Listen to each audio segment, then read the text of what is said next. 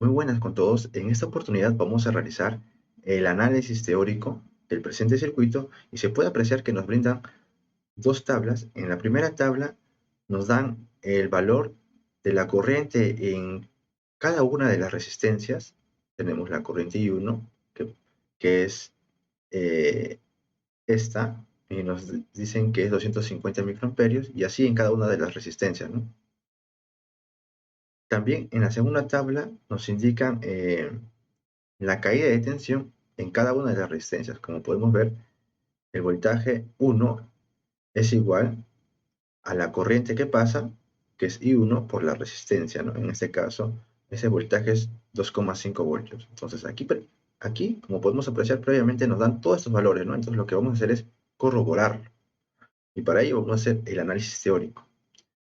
Seguidamente, vamos a hacer una pequeña simulación y finalmente vamos a implementar el circuito. Entonces, para ello, vamos a hacer el uso de las leyes de Kirchhoff y tenemos por aquí la primera ley de Kirchhoff, ¿no? Prácticamente vamos a hacer el uso de esta primera ley, que nos dice que la sumatoria de las corrientes en un nodo debe ser igual a cero, como también las corrientes que entran es igual a las corrientes que salen. También vamos a hacer el uso de la ley de Ohm, ¿no? Que nos dice que la corriente es igual al voltaje sobre la resistencia. Entonces, para hacer el uso de la primera ley de Kirchhoff debemos identificar en el circuito los nodos. ¿Pero qué es un nodo?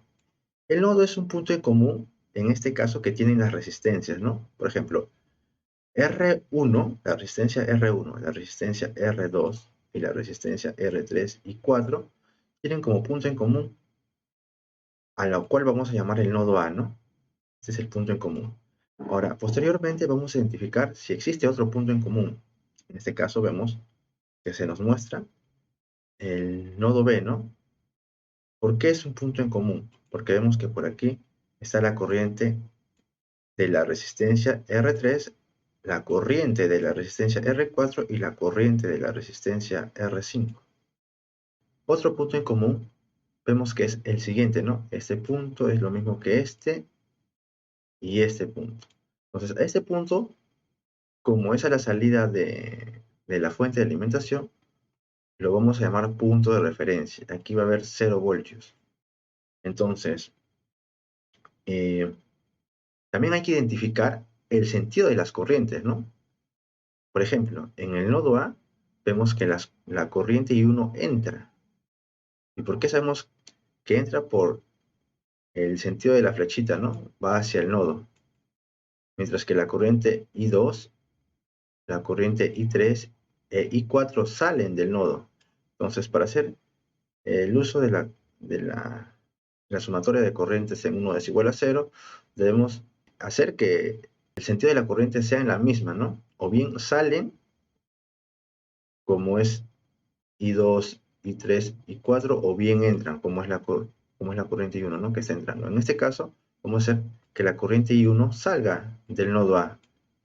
Entonces vemos que aquí la corriente está saliendo y a esto lo vamos a llamar la corriente I1'.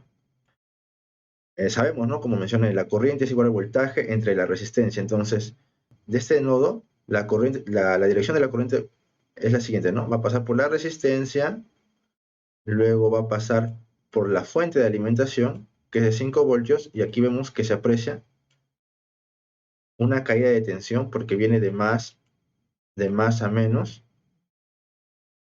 y luego llega al punto de referencia, ¿no? Que es tierra, ¿no? 0 voltios. Entonces, la corriente I1 es el voltaje sobre la resistencia, pero el voltaje está dado por la diferencia de potencial del voltaje en A, que es el punto inicial, menos la caída de tensión, que es de la fuente, entre la resistencia, ¿no? Ahora, la corriente I2 viene a ser el voltaje A, o el voltaje que hay en el nodo A, pasa por aquí la corriente y llega al punto de referencia, ¿no? Como el punto de referencia es cero, entonces sería el voltaje en A menos cero, que es igual al voltaje en A, entre la resistencia, ¿no? ¿Qué pasa? Que es 20K, 20 kiloohmios. Ahora, la corriente I3, vemos que es el voltaje en el punto A menos el voltaje en el nodo B, sobre la resistencia, ¿no? Porque la corriente I3 va así, hasta este punto. Entonces sería voltaje A menos voltaje en B sobre la resistencia de 20, ¿no?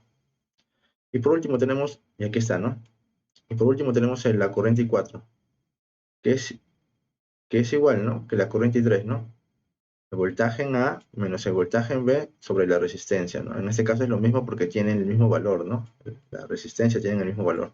Entonces, para poder realizar la siguiente operación, lo que vamos a hacer es, a la primera fracción lo vamos a multiplicar por 2 y dividirlo entre 2 de tal manera que ésta se convierta en una fracción homogénea y se puedan sumar los numeradores. Entonces, el denominador va a ser 20K. Este 20K va a pasar a multiplicar al otro lado de la expresión, lo cual todo número multiplicado por 0 va a ser 0, ¿no? Y luego voy a multiplicar, ¿no? El 2 por el voltaje en A, que es 2 veces A, 2 por menos 5, que me da menos 10. Copio cada una de las expresiones, ¿no? De cada uno de los valores. Ahora, en este punto lo que vamos a hacer es sumar, ¿no? Las variables en común. En este caso tengo 2 veces BA, 3, 4, 5. Sería 5 veces BA. Ahora, el voltaje en B me dice que es menos 2. Como vemos aquí, menos B más menos B me va a dar menos 2 veces B, ¿no? Igual a 10. 10 porque este menos pasa al otro lado de la expresión con más 10. Ahora, para el nodo B, ¿qué nos dice el nodo B? Tenemos la corriente I3, entra al nodo, la corriente I4 también entra al nodo y la corriente I5 sale del nodo B. Pero como establecimos previamente, o bien entran o bien salen las corrientes, ¿no? Entonces, mencionamos que para este caso van a salir las corrientes, ¿no? Entonces, vemos que la corriente I5 sale, si cumple.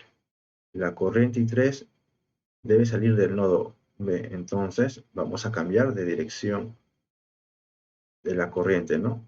Cambiamos de dirección y lo llamamos I3'.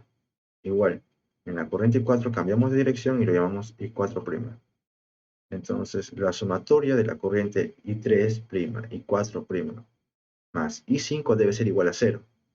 ¿Pero a qué es igual la corriente I3'? La corriente I3' es igual al voltaje en B menos el voltaje en A sobre la resistencia que pasa por la corriente I3', ¿no? Que es de 20K. Como podemos apreciar, el voltaje en B menos el voltaje en A sobre la resistencia, ¿no? Ahora, la corriente I4' es el voltaje en B menos el voltaje en A, que hay en este punto, sobre la resistencia, ¿no? Y finalmente tenemos la corriente I5, ¿no? Que es el voltaje en B menos, en este caso sería el punto de referencia porque llega a este punto, que es 0 voltios, por lo cual es el voltaje en B entre la resistencia R5, ¿no? Como podemos apreciar aquí. Esto es igual a 0. Ahora, lo que vamos a hacer es, a esta fracción lo vamos a multiplicar por 2 y dividirlo entre 2 de tal manera que tengan el mismo denominador en común para toda la expresión, ¿no? De tal manera que el denominador pasa a multiplicar, al multiplicar se hace 0, y luego lo que voy a hacer es sumar cada uno de las variables, ¿no? Las variables en comunes. Entonces tengo el voltaje en B más otra vez el voltaje en B más 2 veces, sería 4 veces el voltaje en B. Ahora, el voltaje en A sería menos el voltaje en A, menos el voltaje en A sería 2 veces el voltaje en A. Entonces, de esta manera tengo mi primera expresión y ya tengo mi segunda expresión, ¿no? Entonces, ya obteniendo nuestra primera ecuación y nuestra segunda ecuación, lo que vamos a convertirlo en un sistema matricial de tal forma que vamos a hallar la incógnita, la primera incógnita que representa el voltaje en A y la segunda incógnita que representa el voltaje en B, ¿no? Esta es la forma matricial. Como vemos, la primera expresión tiene 5 y menos 2, están estos valores. Ahora también tenemos al término independiente, que es 10, que está. Ahora la segunda expresión, que viene a ser dada por menos 2 y 4, y el término independiente es 0, ¿no? Y por ese lado tenemos a las variables que vamos a hallar, ¿no? Que es el voltaje en A y el voltaje en B. Ahora, para hallar las incógnitas, vamos a aplicar el método de Cramer. Entonces, para aplicar el método de Cramer tenemos que hallar la determinante. Esta es la determinante principal. ¿Cómo hallamos la determinante principal? Esto se halla mediante la multiplicación de sus diagonales, ¿no? 5 por 4 va a ser igual a 20. 5 por 4 es igual a 20. Si su primera diagonal menos la segunda diagonal, ¿no? Menos 2 por menos 2. Aquí se vuelve a 4, entonces sería 20 menos 4 es igual a 16. Este va a ser la determinante de mi matriz principal, ¿no? Ahora, para hallar el voltaje en A es igual a la determinante en A sobre la determinante principal. La determinante en A, lo que se hace es, a los términos independientes, lo vamos a pasar a la primera columna. Vamos a reemplazarlo, ¿no? Entonces, por eso es que se puede apreciar lo siguiente, ¿no? Entonces, nuevamente multiplico en aspa, 10 por 4 es 40, menos 0 por 2 es 0. Entonces, 40 entre 16 me va a dar 2,5 voltios. Este es el valor del voltaje en A, ¿no? Ahora, para hallar el voltaje en B, lo que vamos a hacer es los términos independientes lo vamos a reemplazar en la segunda columna. Al reemplazarlo, nos va a dar esta expresión. Y lo que debemos hacer es multiplicarlo en diagonal, ¿no? Va a ser la primera diagonal menos la segunda diagonal. Aquí vemos que sería 5 por 0 es 0. Menos 2 por 10, que sería 20. Por eso es que 20 entre 16 me da 1,25 voltios. Una vez hallado el voltaje en el nodo A y el voltaje en el nodo B, lo que vamos a hacer es hallar cada una de las corrientes. Entonces, como podemos apreciar, la corriente I1' es igual al voltaje en A, en este caso es 2,5, menos 5 voltios entre la resistencia 10K, ¿no? Al resolver, nos va a dar que la corriente es una corriente negativa, que va a ser igual a menos 250 microamperios. Y si yo quiero hallar la corriente I1, que es la corriente original que nos brinda, entonces lo que vamos a hacer es cambiar el sentido de la corriente, ¿no? Si este es menos 250 microamperios, aquí, la corriente I1 sería 250 microamperios. Y como podemos apreciar, la corriente I1 es 250 microamperios. Y estamos bien. Ahora, para la corriente I2, vemos que la corriente I2 es el voltaje en A sobre la resistencia de 20K, ¿no? Reemplazo los valores y me da 125 microamperios. También me da 125. De igual forma, vamos a hallar los valores I3, I4 e I5. Entonces, ¿cómo podemos comprobar que el valor de nuestras corrientes son las correctas? Entonces, para ello vamos a usar la otra expresión de la primera ley de Kirchhoff, ¿no? Que las corrientes entrantes es igual a las corrientes salientes.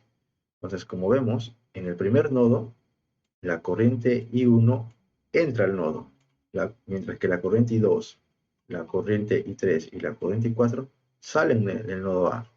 Entonces, lo que vamos a hacer es, ¿cuánto vale la corriente I1? La corriente I1 vale 250 microamperios, aquí está. Entonces, lo que vamos a hacer es sumar, ¿no? La corriente I2 y 3, y al sumar la corriente I2 y 3 y 4, me da que también es 250 microamperios. Y de esta forma es como se comprueba, ¿no? Las corrientes que entran es igual a las corrientes que salen. De igual forma, para el nodo B, ¿no? En el nodo B, las corrientes originales son I3 e I4, que entran al nodo y lo que sale es la corriente I5. Entonces, el valor que me dé entre la corriente I3 y la corriente I4 debe ser al valor que me brinde la corriente I5. Como podemos apreciar, la corriente I3 y la corriente I4 me dan como resultado 62,5, ¿no? Y si sumo ambos, me da 100,25 microamperios, que es igual a la corriente 125, ¿no? 125 microamperios. Entonces, de esta manera hemos comprobado que nuestra corriente son las correctas. Entonces, una vez hallada el valor de las corrientes, vamos a proceder a hallar la caída de tensión en cada una de las resistencias, ¿no? Como podemos apreciar, aquí vamos a hacer el uso de la ley de Ohm y vemos que el voltaje es igual a la intensidad de corriente por la resistencia, y el voltaje en la resistencia R1 viene a ser dada por la corriente que pasa por el resistor. Y vemos que la corriente que pasa es la corriente I1. Y la resistencia R1 es de 10K, ¿no? Por eso es que 250 microamperios por 10 kiloohms me va a dar un valor de 2,5 voltios. De igual forma, vamos a realizarlo para hallar la caída de tensión en cada una de las resistencias, ¿no? Entonces, y como podemos apreciar, el voltaje en R2 me va a dar 2,5 voltios. Y es igual al valor teórico que nos dan, ¿no? 2,5 voltios. El voltaje en 3 es 1,25, el voltaje en 4 1,25 y el voltaje P5, que viene a ser dada por la resistencia R5, también es 1,25. De esta manera es como hemos hallado el valor de las corrientes, luego hemos hallado el valor del voltaje en cada una de las resistencias y hemos empleado el uso de la primera ley de Kirchhoff, y con esta misma hemos corroborado nuestros valores. Muchas gracias.